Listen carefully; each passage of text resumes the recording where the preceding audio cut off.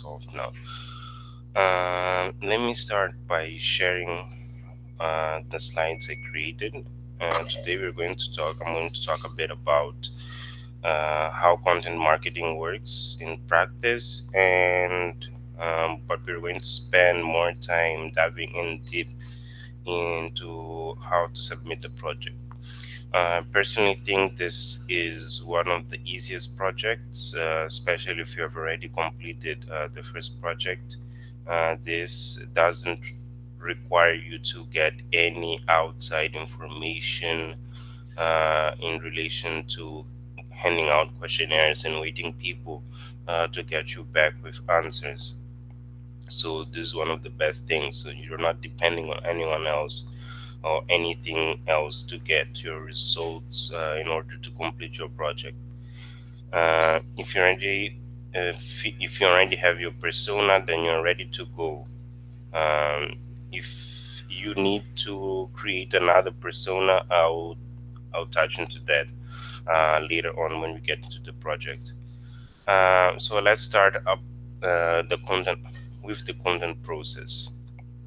Uh, Content works in a way that it has to be created strategically in order to drive result. So all the content you create, you have a goal in mind. You have an objective, and you have a way to measure that objective, which will be your key performance indicator. You start by planning your content. So you plan your content in order so it reaches your audience in a way that is impactful on so that it influences them in order to drive your results.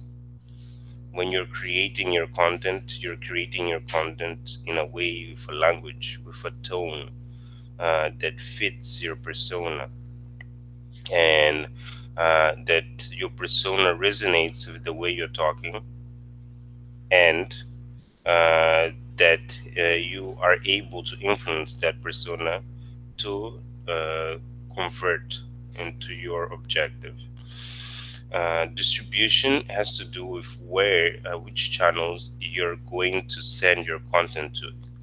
If you have a persona and that persona frequents certain channels, she will frequent different channels, and you have to find that persona in each channel that they're present in. So let's say you are doing the DMND project, the DMND option. So one of the channels will be LinkedIn, that people are are talking about jobs, are talking about getting new skills. But there are other channels that these people also go to in order to do something, maybe YouTube, maybe Facebook. You are the one to decide where to um, post your content.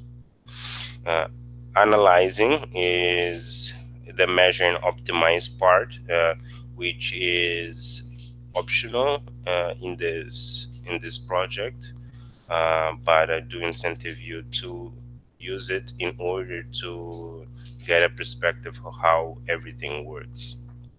And repeat, it's a cycle, it's a process. So the measuring optimize aspect of it is going to repeat because it's a cycle. Now let's start more into the part of looking at the customer journey. Uh, it's we often see a difference between the funnel and the customer journey, and uh, we see it often in images as a linear aspect, but it's the customer journey is not linear. Someone may be considering the product, and they forget about it, and then they're impacted, but they receive an ad.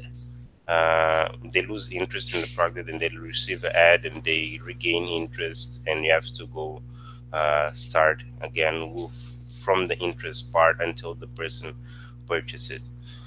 So it is not linear like this, but this is a good way to show how the customer will progress through the customer journey.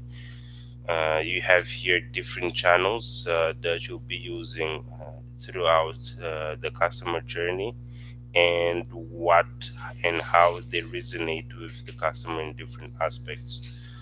For example, radio is a mass communication, word of mouth as well. So these things, these aspects of communication, they will serve best for awareness, which is mass. We'll be wanting to get this information to as many people as possible. Interest is so you can captivate people to know more about your product. You do this via pay per click. This is where in all these social ads, email, online ads. I'll use pay per click as an example. The person already has an interest in the product you are offering, maybe not your product, but they have an interest on finding more skills about digital marketing. And you do a pay-per-click campaign to show that you are a viable option, and that you're the most viable option.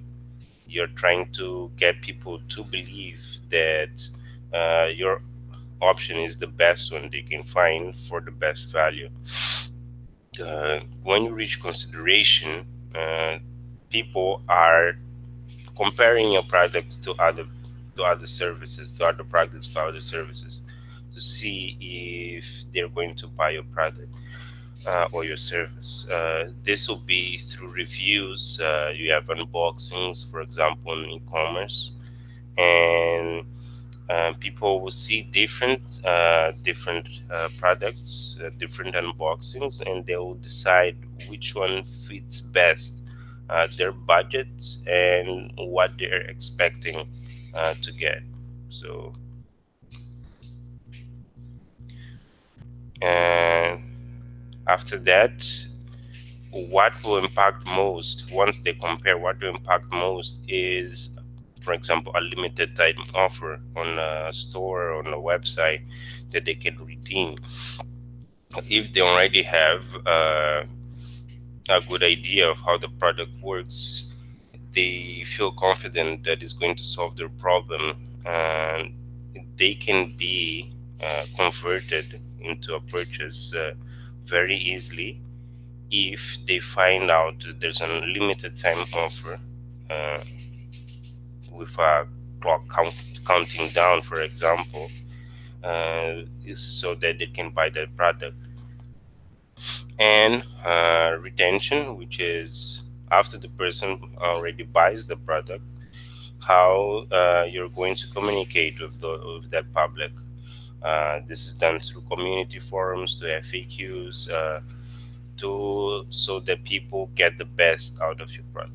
So you're in Udacity and you have access to post buying services, which is the mentoring services, the career services, the FAQs for knowledge, and so on. And advocacy. Let's say you already graduated the course. One advocacy aspect of the DMND could be the alumni area and the other services that you get after you finish your course as well. But let's go into different content formats. You have an array of options to present your content, and you don't have to use all of them, because certain types of content will resonate better with different publics.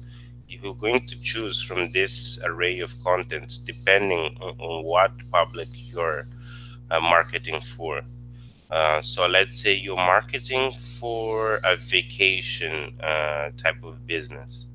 You're probably going to use more videos and images in order to convert. You're going to use landscapes, you're going to use 360 cameras, you're going to use VR so that people feel like they're in the Bahamas or something.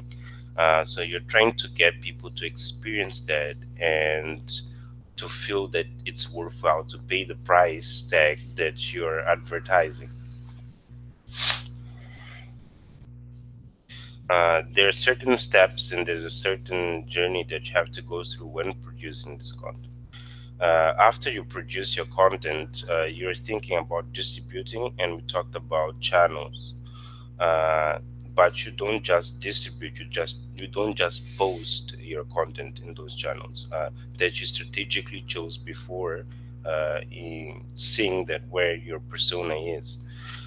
You also have to promote it, and you're going to see more about promotion of content on the third project that you're going to do a Facebook ad campaign.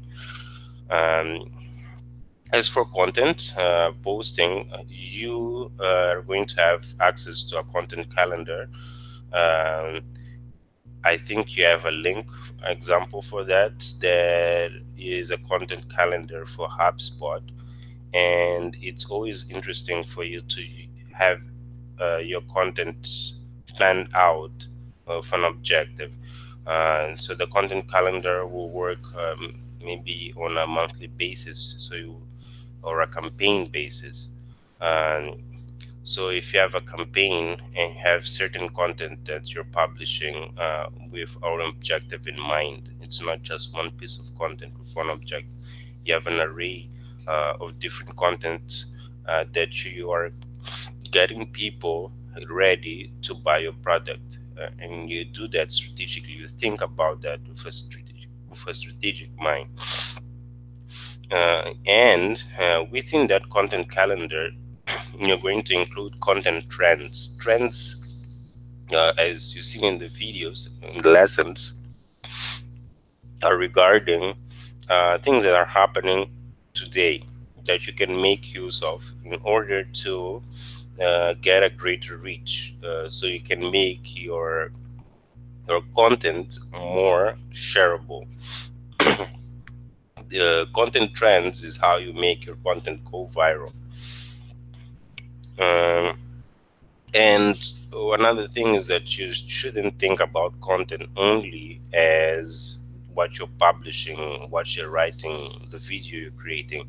You also have to think about content regarding how your landing page is visually, how your website is, how people can navigate through your website. All this is content. And if people abandon your cart before buying, for example, your shopping cart before buying, that has to do with the experience they're having. That is also content. And all this, in the way of measuring, optimizing, you are going to do A/B testing and analysis. So A/B testing is running two modules and measuring the results for those and analyzing why that happened. So if you have, for example, two different buttons in order to submit a project, uh, if you have one button that is submit and another one that is um, uh, let's keep going, for example. So does that change anything in the sense that that people are going to submit more projects? You can run a test if more people are going to submit more projects. If you change the what's written on the button, you can do the same for buying products in when people are submitting. Um, you can put get me the product now or something. It's that's A/B testing. There's no perfect answer. It's the public that's going to tell you what's right or what's not. It's the results. It's the metrics. So when you're getting to social media and posting, uh, now today you have uh, a gigantic number of different social media that's out there. You shouldn't think just about Facebook, Instagram, YouTube, Snapchat. you can market your content to a very specific audience where your competitor maybe isn't. So let's say you find out that you're marketing for a IT uh, public, and you find out that the IT public is very present in Quora, which is a forum based social media, and that people are very present there. You can market your content. You can create a strategy to market your content through Quora, which you aggregate to that community. You answer questions in the best way possible, and you add your links as a possible and viable option for people to solve their problems. Uh, Getting to social media as well. You have a framework here that is called Post. Post is a framework and serves as a and frameworks serve as a best practice in when doing these things. So you have to think about what kind of people are using a product or a service, which is the persona you crafted previously. What your marketing objectives that you're going to see as well on your when you're submitting after you submit your project. You're going to do that. What do you want to get a relationship with customers? This is the objective together with the KPI you created, and what technologies you should use is where, as in where you're going to post and market your content. How. Another thing you have to take into account is talking. Talking is a different framework also for marketing your content, which is it underlines some of the same things as the previous one, but this one talks tribes. Tribes is also regarding your persona, the activities, what they do, uh, what they like to do, what they like to listen to. You have to think about the KPI, how you're going to measure that these are the best places to market. How much are you investing in terms of reaching the right people? Are you investing in the right places? Are you investing the right amounts? Can you get better results if you invest more? And networking partners, you can get into partnerships to get better reach, to get more quality reach. Maybe people are not listening to our ads, but they might listen to some partner that you get that talks to that public, uh, that they can resonate with. And the goals, you have also to measure and optimize and to see what goals serve as an appropriate goal to your marketing campaign. Getting to Hootsuite. Hootsuite is a mass management tool. Hootsuite is basically so that you can publish your content and measure your content all in one place. So you can publish your content in all these platforms with uh, after creating in a touch of a button and a few changes between the two, between the platforms, right? So let's say you want to publish in Twitter, Facebook, and LinkedIn, and you make a little difference in those posts and adjust the message to fit best to the way people communicate in those platforms. Um, so you make those changes all inside Hootsuite and you publish all through Hootsuite, and you can see the results all in one places all in one place, and get this way you can make more effective reports and measure and optimize in a better way. If you are more interested about measuring, optimizing, and you want to dive down deep into measuring, optimizing metrics, there's a marketing analytics nano degree I think that Udacity is creating that is going to dive down deep into metrics. But let's get down into the project. The project is going to be about marketing your content, and when you market your content, as we said before, you're going to need an objective and a KPI. So if you did a DMND, you already have a persona. If you did the DMND for your first product, if you don't, you might need to create a new persona or make a few changes. So when you create a project, when you're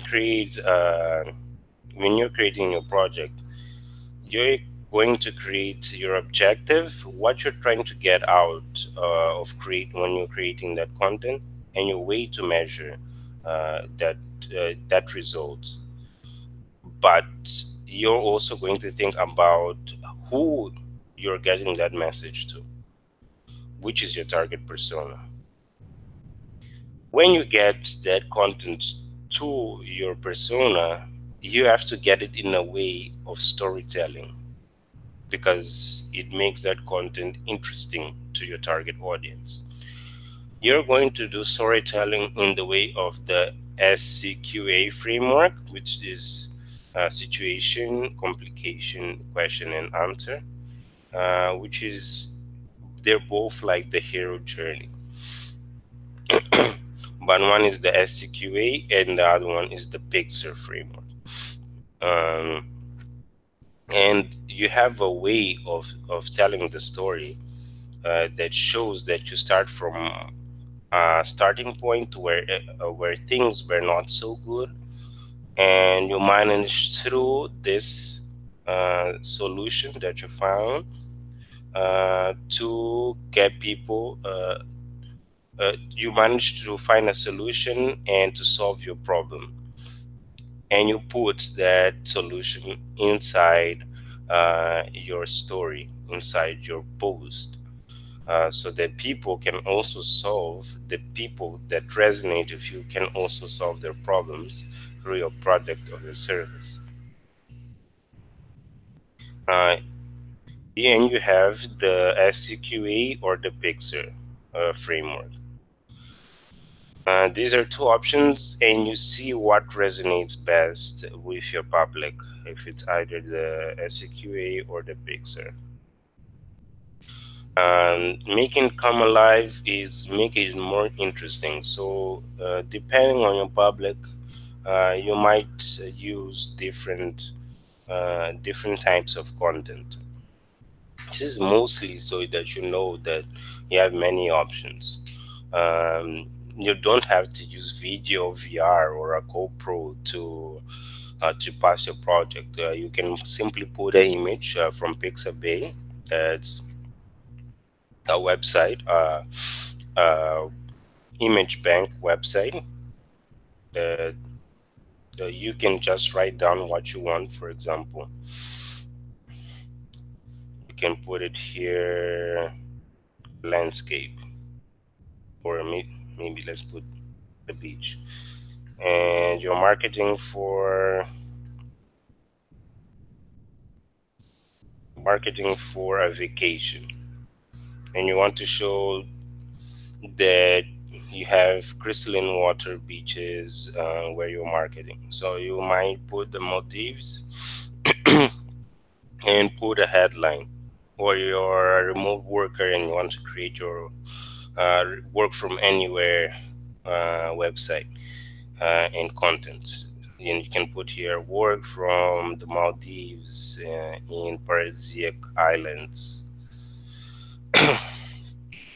And this is going to make your message way more compelling, just with an image. But you do also have to think about the licenses and not infringing any copyright laws. So here, every image that is on this website is free to use. You can use it, and you just have to mention that the image comes from pixabay.com. So you're going to do that. Under the image, you can put a tag. If you click or right click it, I won't be able to show that now, but you'll be able to see it's quite easy. Getting back to the slides, and when you write your content, you'll put an image or a video if you're able to create one, and you're going to think about, after creating your content and laid out all your content in the way that you used one of the two frameworks, and you had an objective in mind and you have a KPI in mind. It's now time to see where you're going to post it. You have to post it in 3 different social platforms, and I'm going to get to the template now so you can see it better. So we've done this, we have the persona already, and we've chose our framework. We chose the question, the theme that we're using. We have written with the copyright laws, and it's between 250 and 500 words. Now we're going to get into posting. So we're going to choose 3 different social medias to post that has to do with where our persona goes to. We're going to choose the first platform and post and show the face of the post here. Here is going to show the headline and sub-headline of your post on each platform. So let you post on LinkedIn and you screenshot it and you cut and you put the post here. As for the second platform, as for the third platform. For extra credits, you can show the results that you get from each and different platform. So let's say that you got better results for LinkedIn. You show that how many likes, how many shares, how many comments you got, and why you think you got better results for LinkedIn, right? So these notes are so you can measure and optimize. You always think about measuring and optimizing. So it is interesting for you to go about doing this.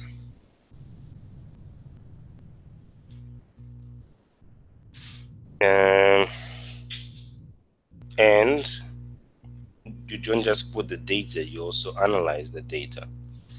What can you do different based on these results? And who may you feature on your blog, on your social media, in order to get better results? So you can use influence marketing, get people to partner with in order to get better results, people that your public already resonates with, right? Um, and this is basically it. Since this is one of the, I personally think this was the easiest project to pass in the DMND, uh, and things are going to start picking up after this one. But let me talk about a bit about the rubric. I've already talked about what you have to do, but you do have to meet these specifications here in order to pass. Uh, and I already talked about it on the slides about doing your objective, having your KPI, uh, having a target persona that fits. For example, let's say you have your target persona for your personal project and doesn't fit uh, what you're going to write about in this blog post. So you have to create a different target persona. You have to create your blog either about the nano degree program or the successful campaign that you love. All right, and you have to choose one of those using the Pixel framework or the SQA framework. And you have the template to aid you. The template was going to show you, and you have to do it with the template. If you don't use the template, which is there to help you, you're not going to pass the project. Since you probably done the first project, I hope you should be acquainted with this. You have to make a compelling title for your persona as well, that drives to your objective. So you're trying to get people to convert into your objective. The voice has to be the voice and tone. What is the voice and tone? The voice is how you, and tone is how you're going to, how you write. Are you writing with the language that your public uses? Can they resonate with the way you speak? Um, do they feel trustworthy of the content you're creating? All this has to do with the voice and tone that you're using. And the copyright laws, which I showed you, the Pixabay images, and the length of your post, which is between 250 and 500. Another thing I didn't mention is the bit.ly. Bit.ly shortener is a shortening link that after you create account for bit.ly, you can come here and create a shorter link, and you can measure it as well. So let's say I paste my long URL here for my rubrics and I get a short link. I can post this on my project as a way to show my post, right? So I got here Udacity reviews, my short link there, and I can see what were the total clicks for this for this short link. Who was the top referrer? Which social media performed best, and which places were they in? Uh, Already talked about the 3 social medias that you're going to choose and how you should choose it. The platforms chosen have to be a good fit, has to fit your persona. You have to explain why you chose those and why they were a good choice. Crafted one post for each of the platforms chosen. You have to post them there on the template that you got. Social media post should have compelling content. It has to do how compelling that content is for your persona, if it fits the way your persona thinks, and it has to meet the standards of the way the channel is primarily used. So you're going to craft your content, your post, with how people talk in those channels. If you're going to use, you're probably not going to use for this one, but if you're going to use content posting on YouTube, you're probably going to use video in order to post on that channel. You have to use video. For Facebook, you can use text, and so on. And that's pretty much it for this tutorial. And since this is one of the, like I said, since this is one of the easiest projects, I won't get into much detail. I think we've covered everything that's necessary, and we've even covered the extra credit aspects of measuring and optimizing that you saw on the first framework, and you're putting into practice now. So that's it for now. If you have any questions, please do let me know. If anyone is watching now, I'm going to look at the questions now, and that's it. Since we don't have any questions, I'm going to end the broadcast.